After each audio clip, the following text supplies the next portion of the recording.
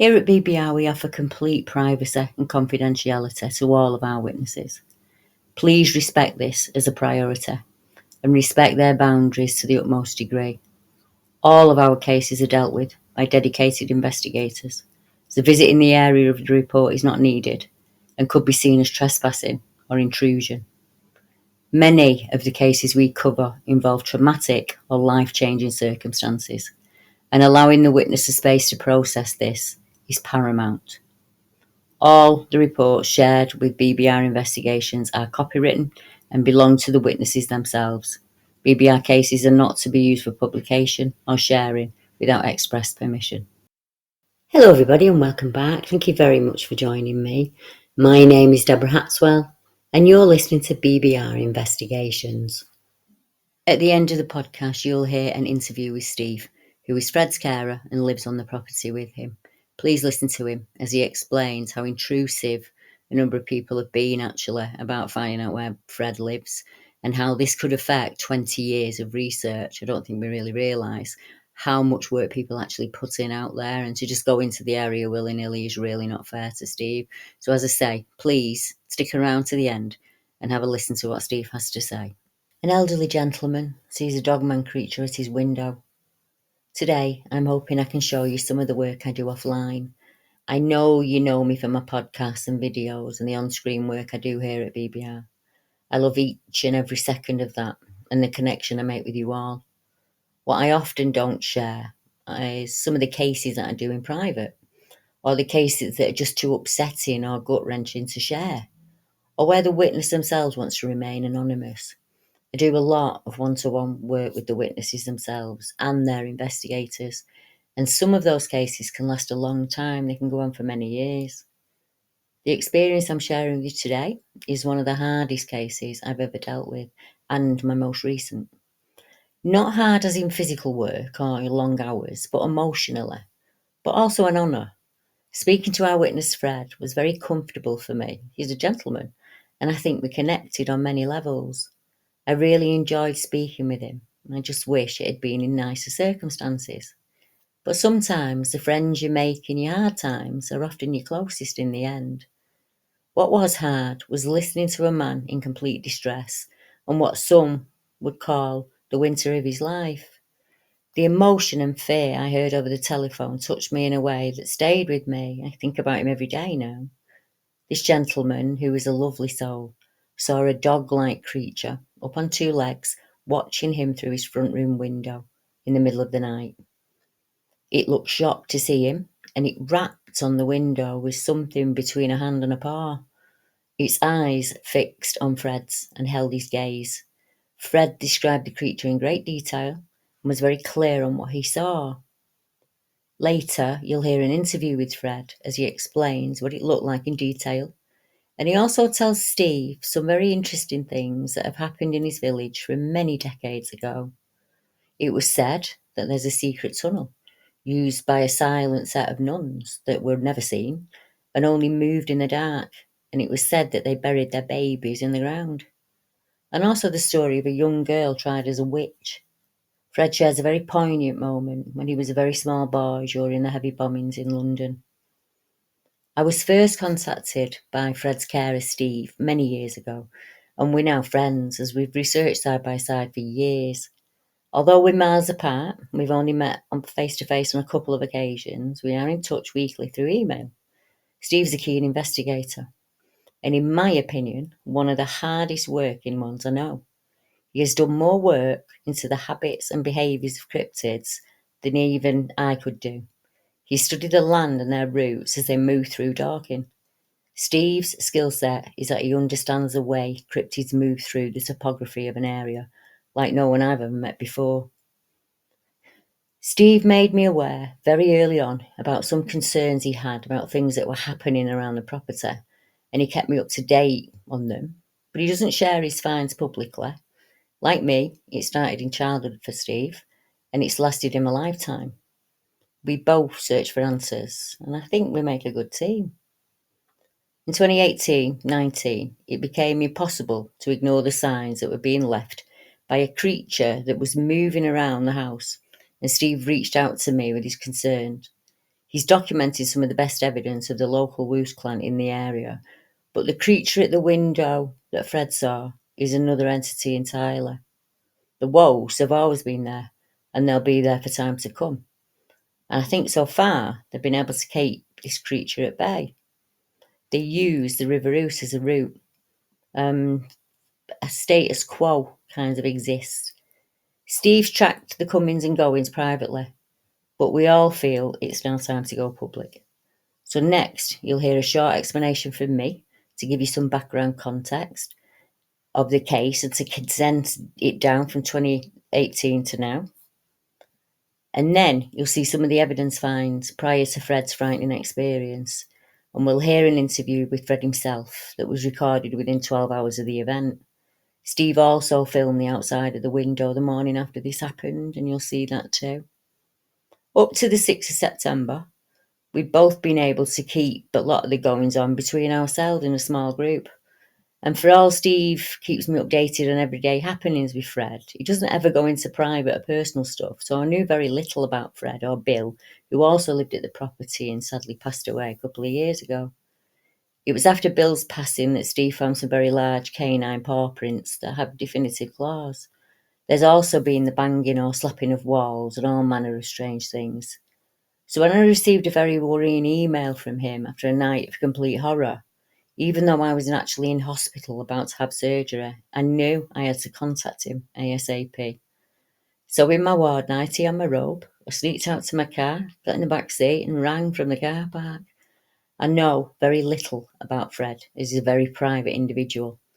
I was also about to speak to a man who I didn't know about something that he should never have seen, and I knew I had a short time to console him and try and fix the problem.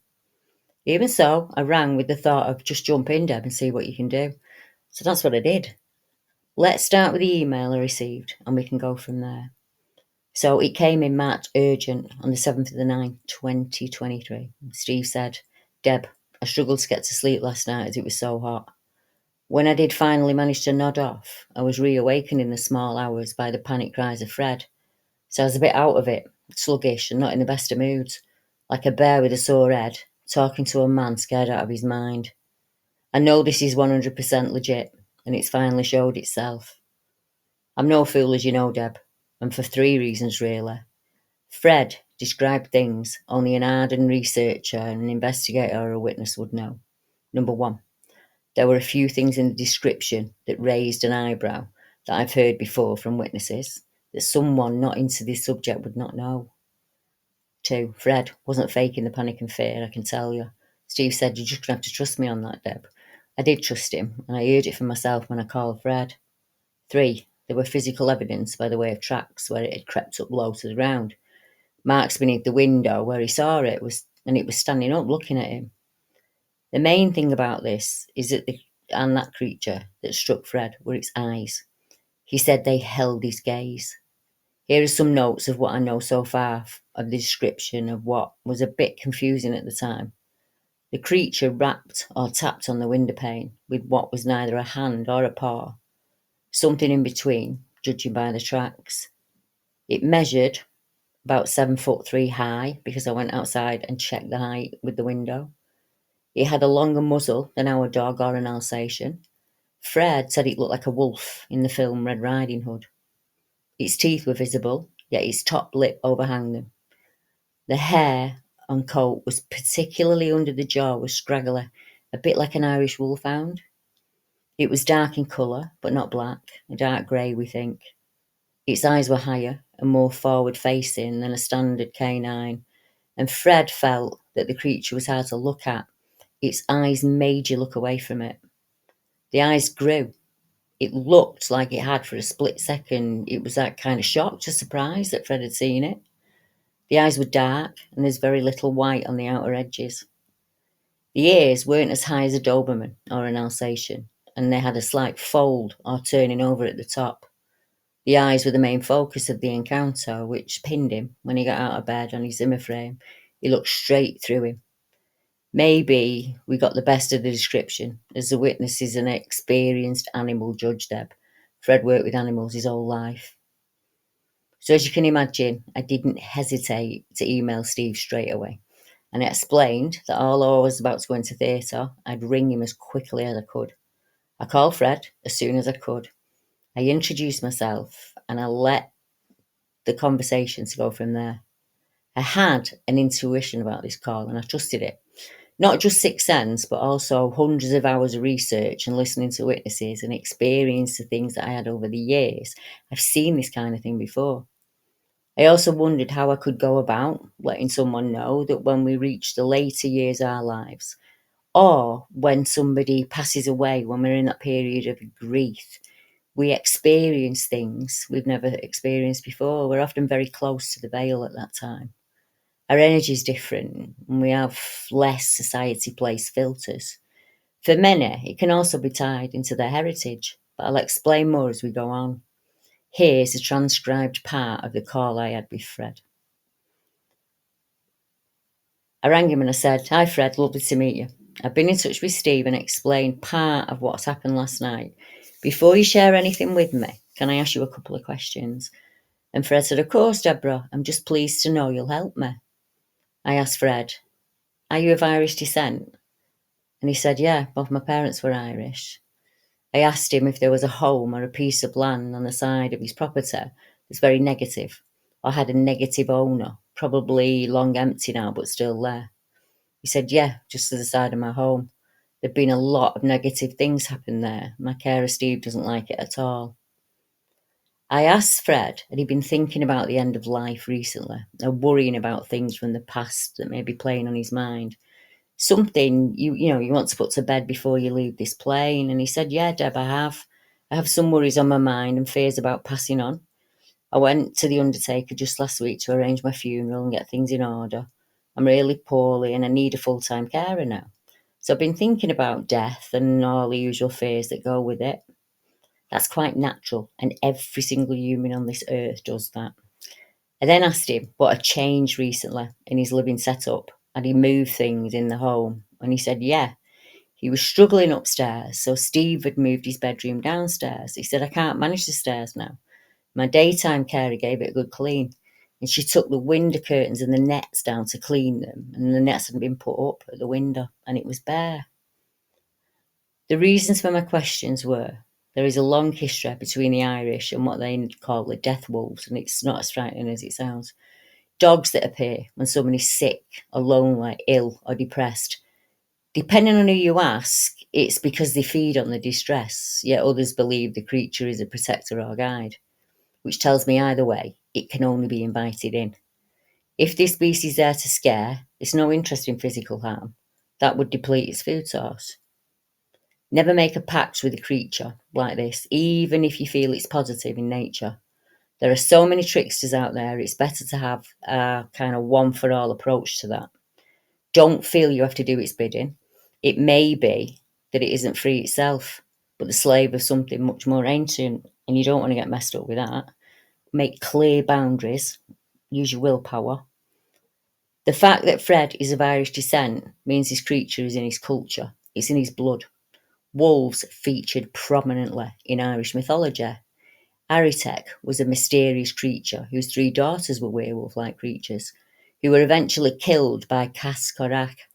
The Irish words for wolf are Mach Tayo, son of the land, to keep its association with its ability to transform into a wolf from a human being.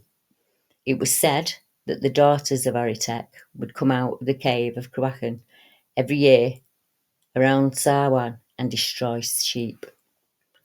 The Irish werewolf is a complex creature that is just as often helpful as it is deadly. Unlike other folk traditions, Irish werewolves are considered guardian spirits who protect children, wounded men, and the lost. I asked if things had changed round, because under ordinary circumstances, Fred would have been upstairs in bed asleep. The window dressings would have been closed downstairs, and no one would have known it was outside nosying around.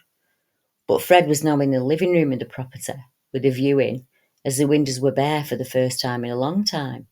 He'd gotten up out of bed to use the bathroom. He didn't want to wake Steve. As he was on his walker, he noticed the creature looking through the window.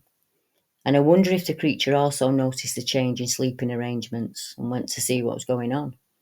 Did it expect the room to be empty? Is that why it showed so much surprise when Fred saw it? He's also reached an age in life where the blinkers are removed and we see life in a very different way. Sometimes we worry in our past, something we've done may make our passing horrible, kind of a karmic jab in the balls. Sometimes we feel worried for the folk we're going to leave behind. And let's be honest, we all have these worries. What humans don't? And when we put our thoughts out there, they can be picked up by anything that's listening. We humans, without realising, are our very own transmitters. And as we age, that signal gets easier and easier to hear. It's all natural and part of the circle of life. It is as it is. I explained to Fred that if this creature wanted to hurt him in a physical way that night, it would have done so quickly, there and then, without thought. Fred would have just become one of the missing people, many of them on the earth. It can't harm Fred or enter his property. His Irish blood will see to that. It's interested in him and Steve because it can't harm them, because they are so protected. Steve was about 6 when he had his first interaction with a wos. So young, you call them hairy fairies. They're going to watch over them both. I knew there had to be a negative spot on the land. I believe, as does Steve, there's a portal or high energy point in an old abandoned detached property, and it is a swirling mass of black energy that enables these negative beings to move in and out at will, just like the creature at the window did. As for all its strength, it isn't strong enough to leave its bindings. It's enslaved to that land and has been for generations. It was said at one time there were magical symbols painted on the walls and the floors of the empty property. I asked Steve to write his intentions and boundaries on paper and then burn it and bury the ashes on all 4 corners of the property. He's also salted a ring of protection. We can all help in many different ways to keep it that way. Every one of us can send love and light their way, keep them safe and protected. Now, I'd like to share the interview with Fred that was filmed by Steve only a few hours after he saw the creature.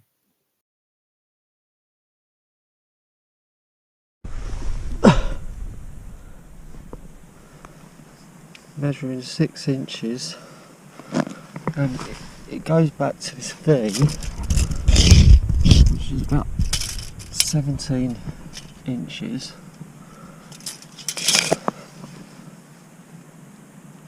You can see the claw marks in. It's way bigger than our dogs.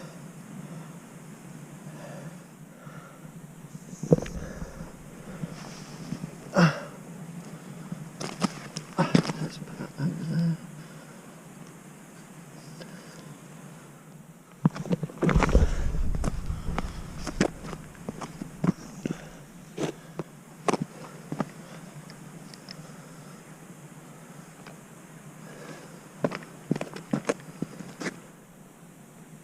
That's massive.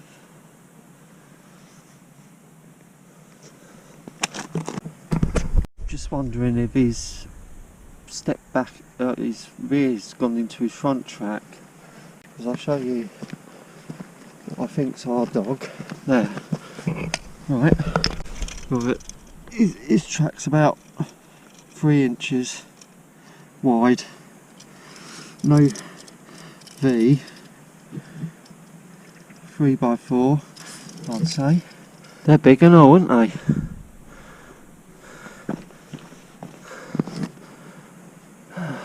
Yeah.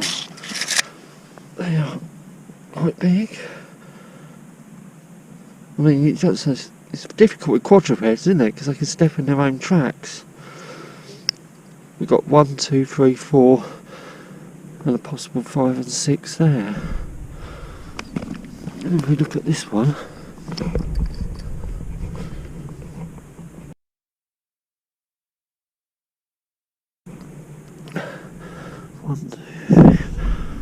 I think it come in via the Dutch barn on the other side of the house.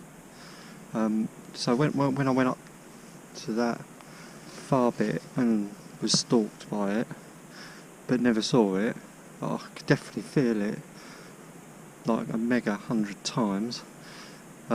really spooked out of that area. I think it picked up my scent,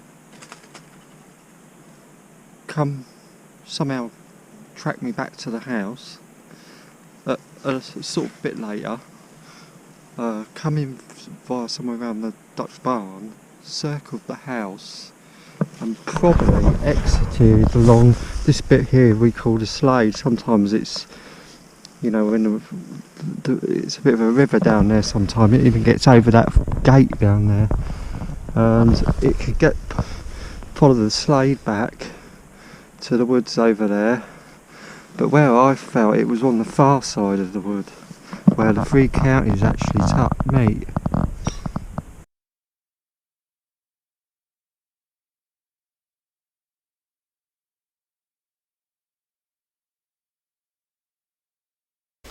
Right, off you go. What can we turn that? Yeah, look at the camera because that's what's filming you. Right. Good evening. My name is Fred. I'm 88 years old and I live on a very isolated farm in Bedfordshire. I'm very lucky to have someone to look after me at night. And this particular evening, I'd gone to bed and I got up because I have to get up at my age several times in the night, and I was just standing there, and then I heard... What, on this? On my frame, yes, on my frame, and Steve was upstairs in bed, having his break. What time was it? Roughly? About 1 o'clock, 2 o'clock I think. Yeah, very early in the morning. Right. And then I was looking down and I heard scratch. Now I must remind you that we'd recently had an air conditioner put in and I had no curtain at the window because it was being fixed. So I heard scratch and I looked up and I saw what looked like a paw. It was not a hand, but it was shaped differently to a paw, but it certainly wasn't a human hand. So I couldn't believe it, and I looked down to see what I was doing, and when I looked up again, I saw the most awful face looking at me through the window. Now, I was shocked, and I think this thing was shocked as well, because it didn't look as if it was expecting me to be there. It was a terrible experience. I can see it now. The most important thing about it was that its eyes never took its eyes off me at all.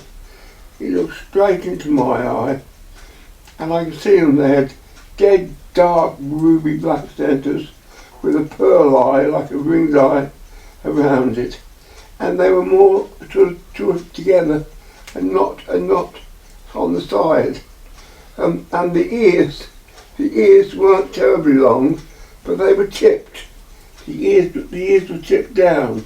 You mean like a fold in the top? Yes, like an Alsatian's ears. They had a little fold on the top. And I just couldn't take my eyes off it for a while. But then I looked and it was still there, and I decided its coat was sort of like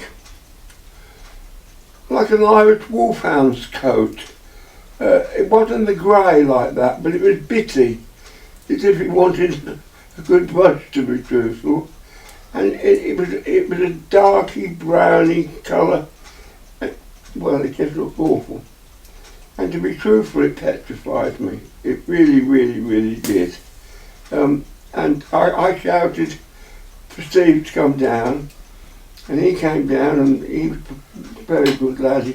He went and looked. And I could hear the panic in his voice, because he does sometimes shout at me at night if he needs me, but this was a completely different voice.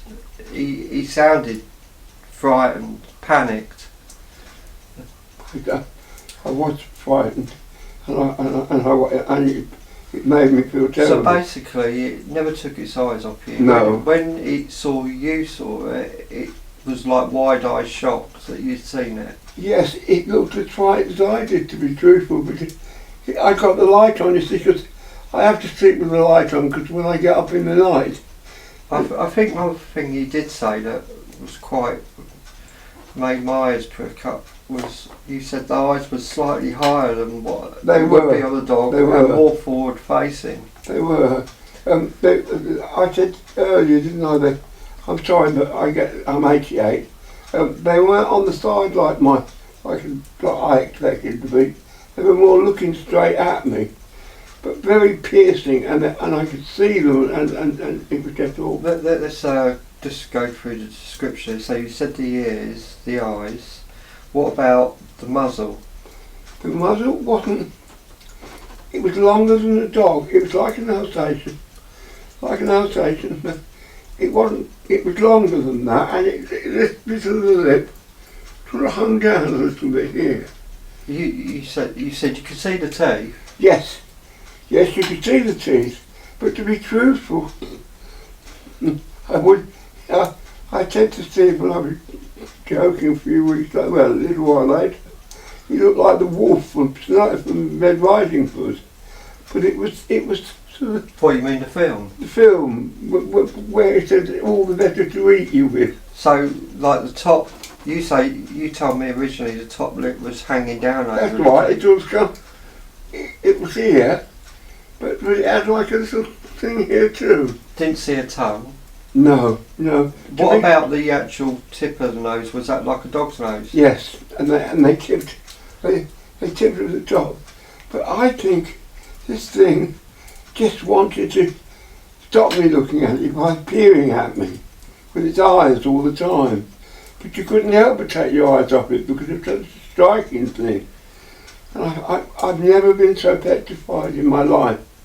I've been through some terrible things in the war and different things, but I've never been so frightened. No, it's because Fred was 6 when the bombings were happening in London because he lived in the East End.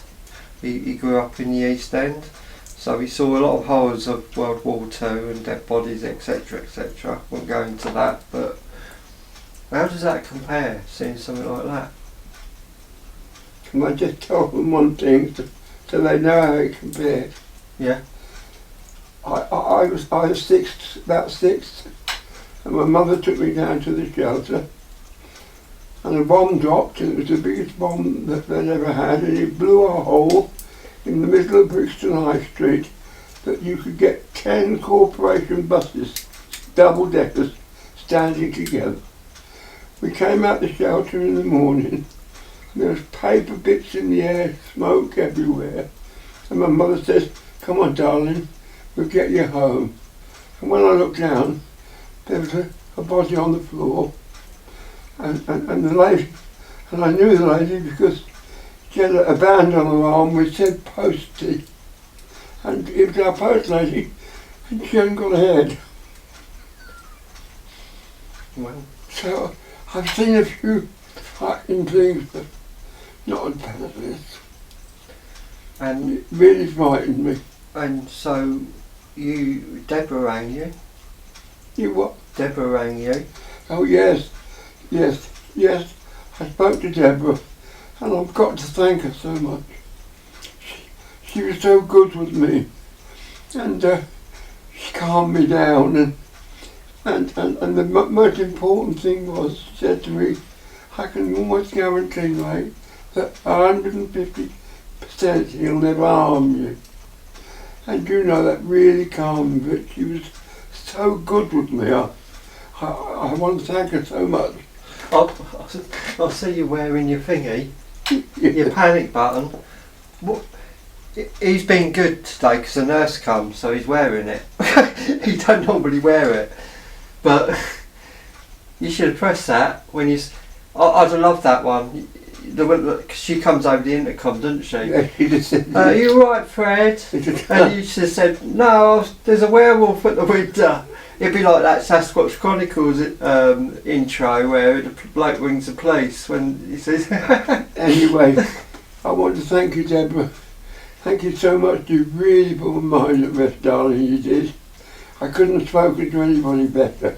Oh, one thing Deborah did mention was that there might be some sort of particular place around here that this is, you know, or some reason.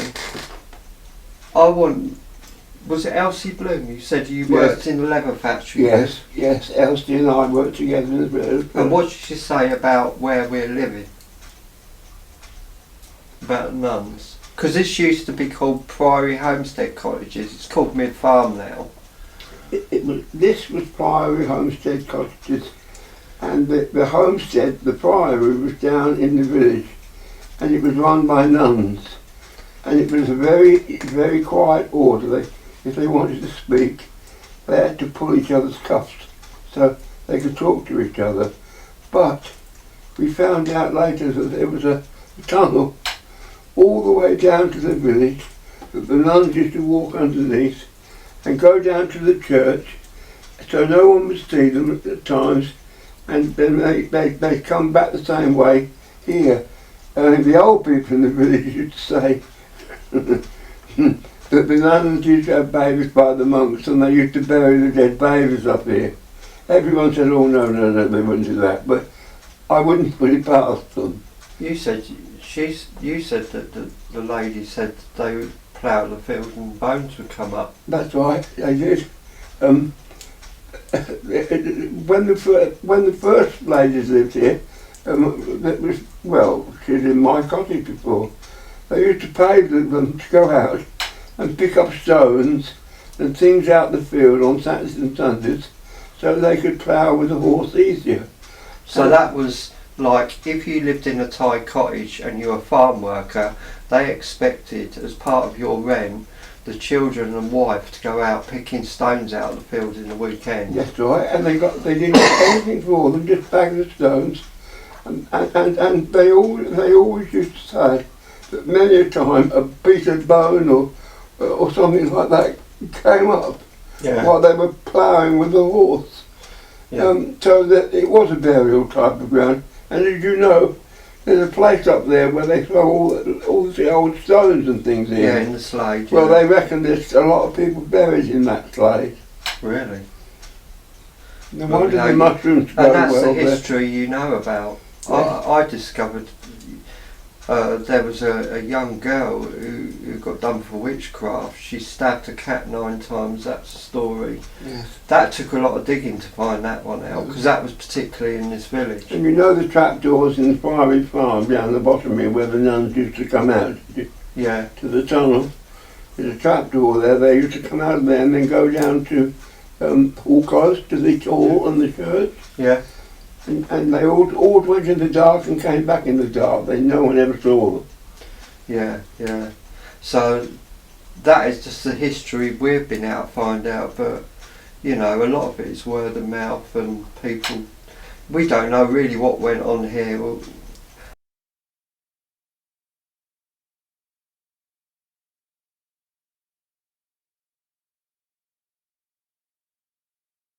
I notice something's peed there. Mind you, that could be the dog.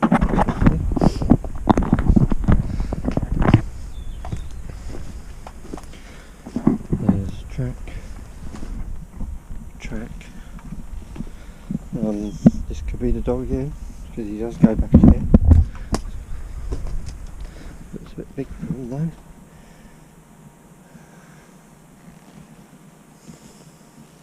So, you know, it could have come in over the fence. This is the window we're talking about, over here. Looking for tracks, looking for evidence.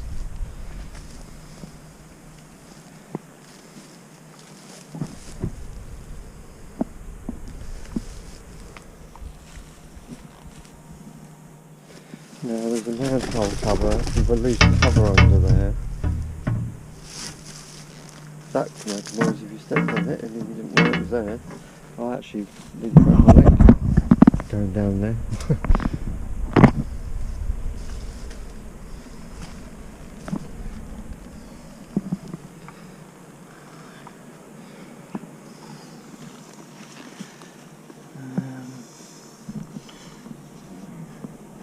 These are not broken.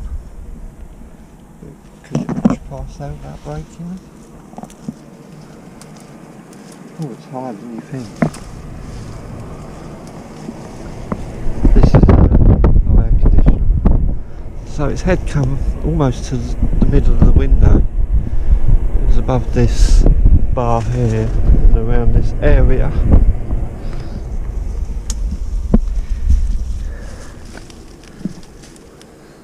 I don't know. That is depressed there, and that could have been roughly where it was standing. It couldn't have come in, it's too thick. And it was broken stuff, wasn't it? And all these sticks are what I've cut down in the past. And I'm getting caught on all sorts of brambles and stuff. There is a place to stand in here. Well, it could have come through there, I suppose. Possible.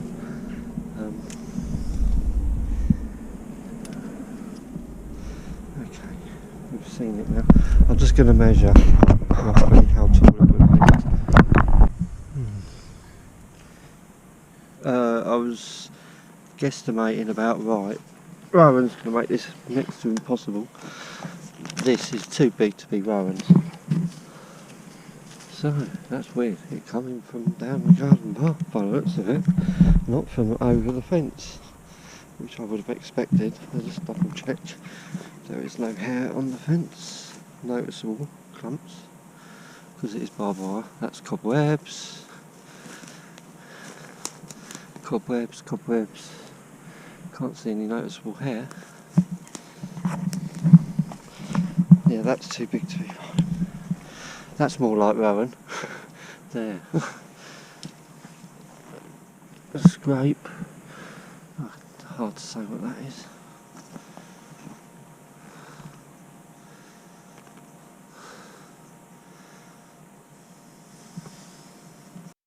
No doubt, like me, you find Fred's case compelling.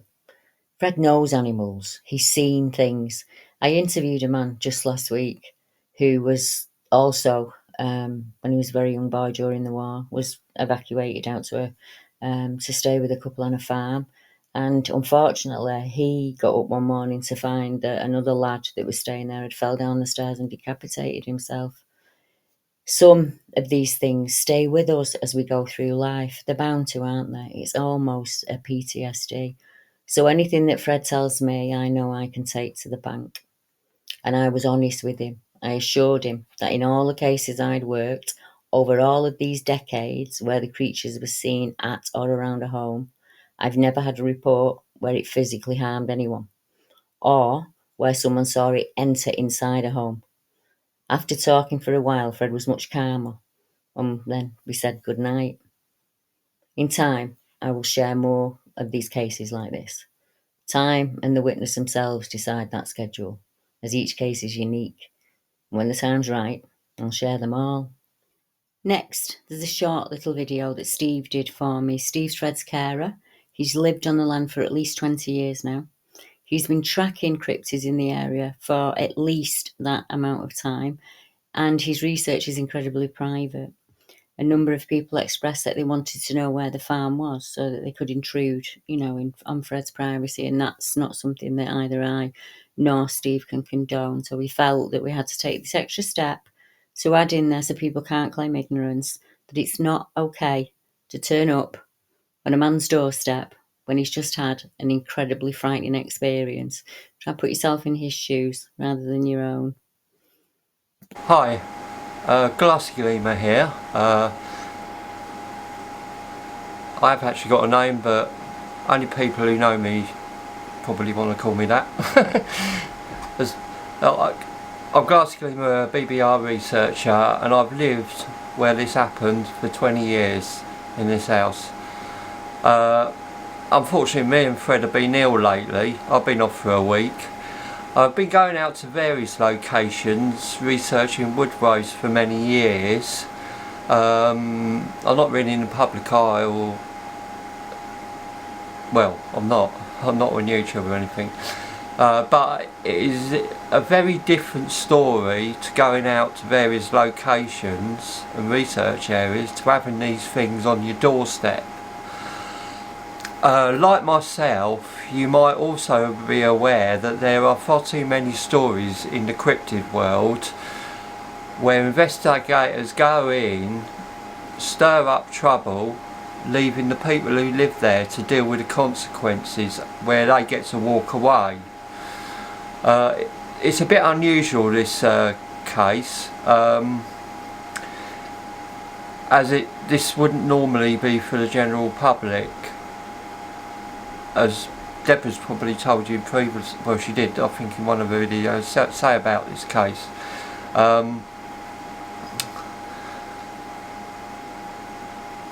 Because of me, Fred agreed to come forward with this recent encounter and was able to get in touch with Deborah, because obviously he knew I knew Deborah, and I said, well, you know, Deborah could handle it, what you know, speak to Deborah, and I put him on to Deborah. About 6 years ago, I was pushed out of a woodland just on the edge of this farm, about over a mile away, and what's referred to in the cryptid world as the hitchhiker effect, where something follows you home from a woodland. I wasn't particularly researching, I was just out for a walk, but I went into this one area and it was terrible.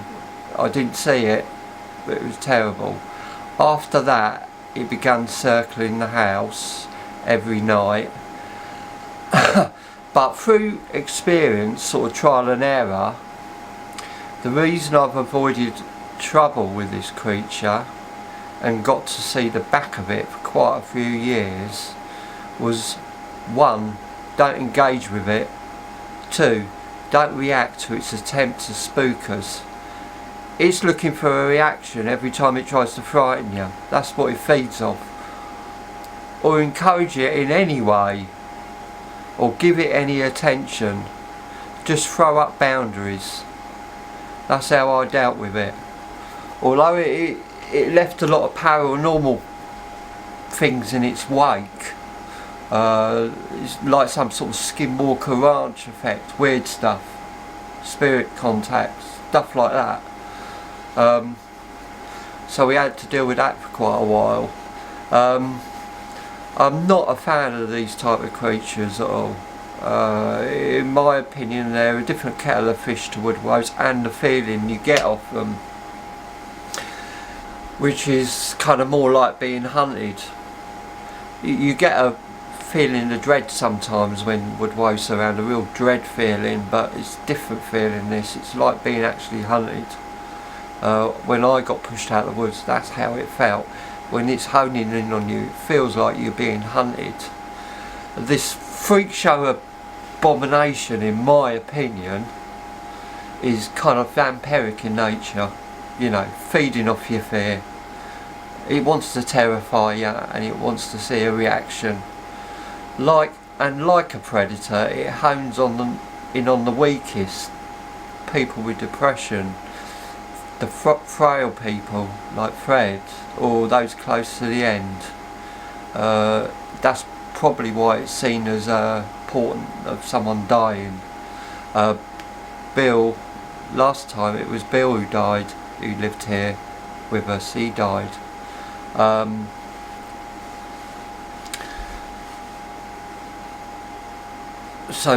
But because Fred's had trouble recently, I think this is why it's returned after all these years. So Paramount, please respect Fred for sharing his encounter. He is a vulnerable person. We live in a vulnerable position on our own, miles from the nearest house, cut off from normal services, no lights up here.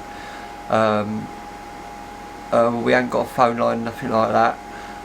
It is private property, and there is a dog that is free range that just wanders about the immediate farm bit around where we are.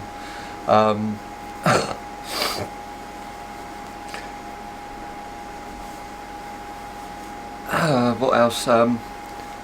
Yeah, and we don't want any trouble from landlords, people we know, or from this, especially from this creature. We just want to live in peace. It's nice to have hobby where you go out researching in other places, but I don't want it here, and I don't want this thing here. And it ain't me you should be worried about.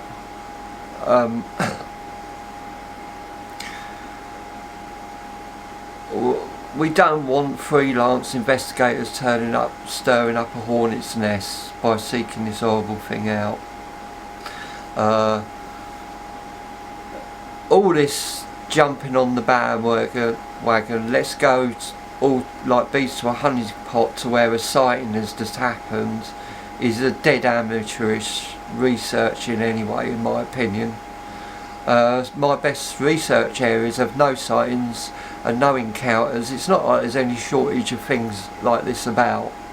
They're all over the country. Most places that I go to, more often than not, woodlands or wilderness places, I find some evidence, at least, of cryptids. So, you know, please encourage other people to come forward. By example and ethical treatment.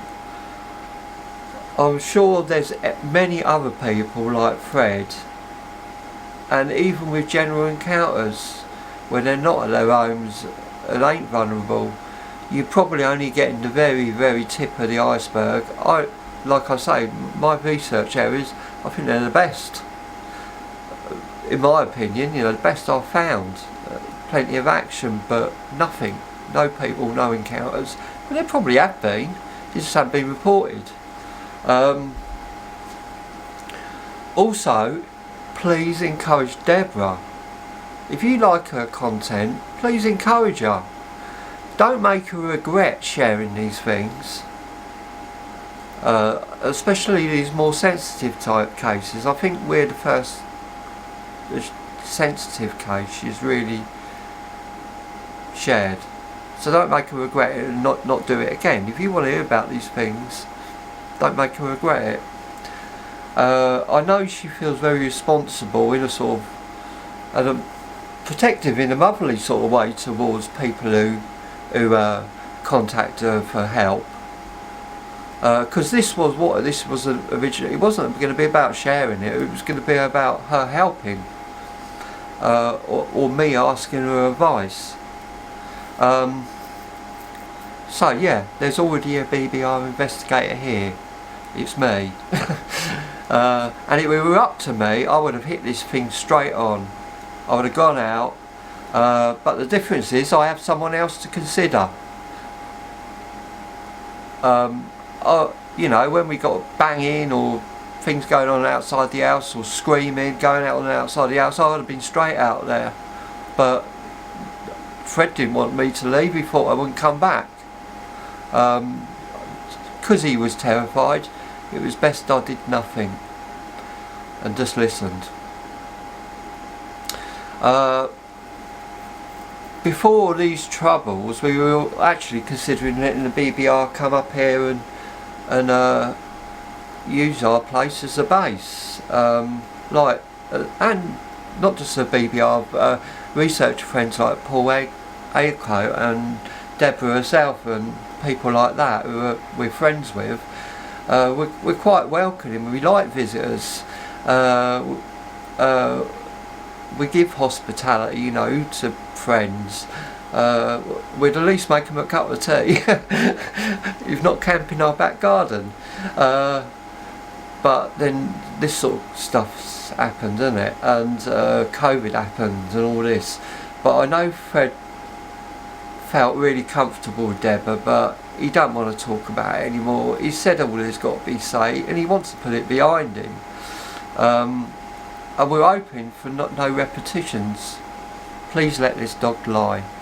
Please don't let me regret. And Deborah regret. And Fred regret. You know, thank you. Thank you for joining me today, and I hope you'll join me for future episodes. I release content like this every week, and I'm sure I'll cover a topic you enjoy, so don't miss out. Hit that follow or like button. Please check out my YouTube and Patreon memberships for early or exclusive content, and you can find the link to them and my social media and donation sites in one handy link tree below. BBR is not funded, so any donation, no matter how small, is highly appreciated. So I will bid you adieu, and I will be back at the same time, the same day, with more from the BBR Case Files.